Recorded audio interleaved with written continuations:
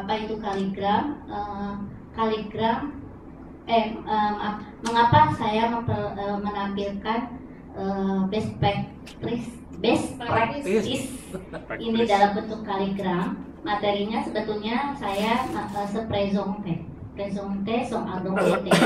Jadi anak-anak beberapa pertemuan, kalau saya mengajar itu pertemuan pertama tidak pernah menulis, selalu mendengarkan lalu berbicara, mendengarkan berbicara tanpa menulis. Jadi kalaupun saya menerangkan kepada anak-anak, anak-anak tidak boleh sambil mencatat. Jadi nanti kalau sudah beberapa kali atau misalnya mau ke akhir, baru saya buka, ini loh tulisannya gitu.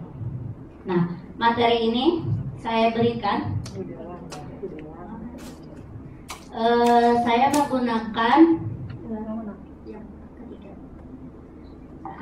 saya menggunakan KD hasil revisi. Saya coba yang hasil revisi itu di kelas 10 di 3.3, yaitu presonte song adong tite. Mungkin Bapak Ibu sudah paham lah materinya apa saja untuk presonte song adong tite. Kemudian saya ajarkan ini best practice ini karena sekolah saya ini tatap muka, walaupun waktunya itu limite dan posisi serta absennya misalnya biasanya satu kelas bisa dibagi 2 kelas. Jadi bisa laki-laki atau bisa perempuan per kelompok. Kemudian belum ada nah ini kaligram Ibu. Kaligram ini sebetulnya puisi. Jadi di materi ini saya tidak menjelaskan mengenai puisi, hanya memperlihatkan saja. Sebelumnya anak-anak sudah dikasih pelajaran oleh saya sepresonte. Mereka bisa memperkenalkan dirinya sendiri, nama je m'appelle, kemudian je suis belle, petite,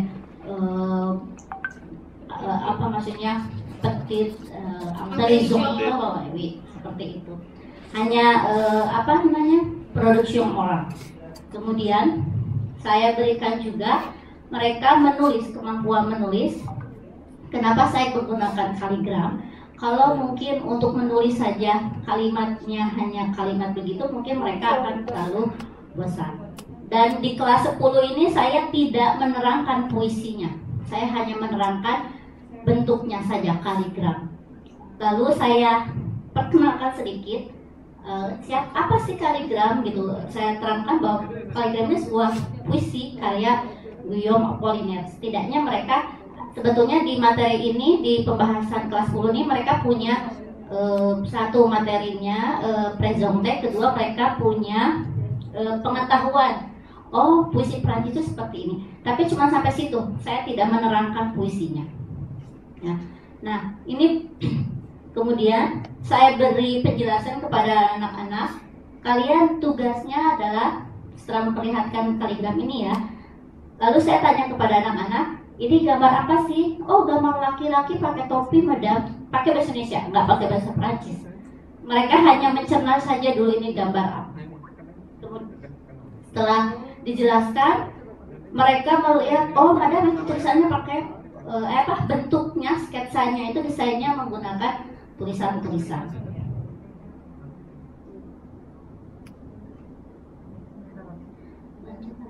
Ada yang hasil karya.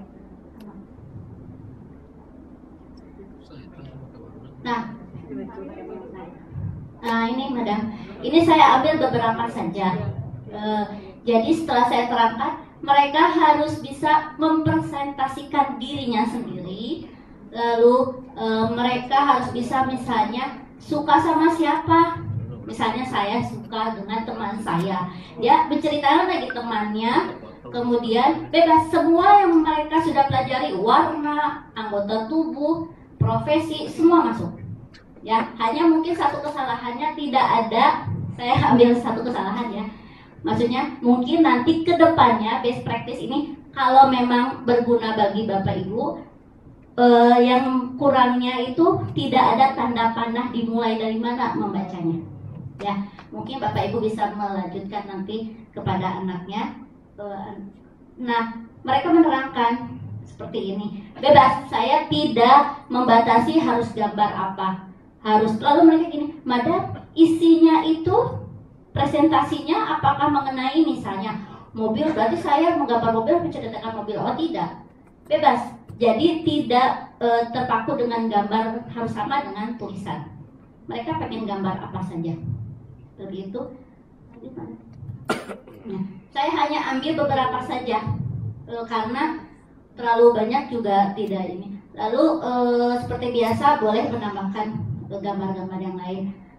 Kalau ini saya sudah gunakan di tatap muka, dan nanti saya rencananya karena kemarin mendapatkan pelajaran mengenai Padlet, Bapak Ibu guru juga bisa meminta anak-anaknya untuk membuat seperti ini lalu mengirimkannya dalam Padlet. Dan materi ini tidak harus seprezonte, bebas, mau menceritakan apa saja boleh. Gitu saja mungkin Bapak Ibu, mudah-mudahan ini berbagi pengalaman saya. Pengalaman Bapak Ibu lebih bagus dari saya. Terima kasih. Memang semuanya bagus.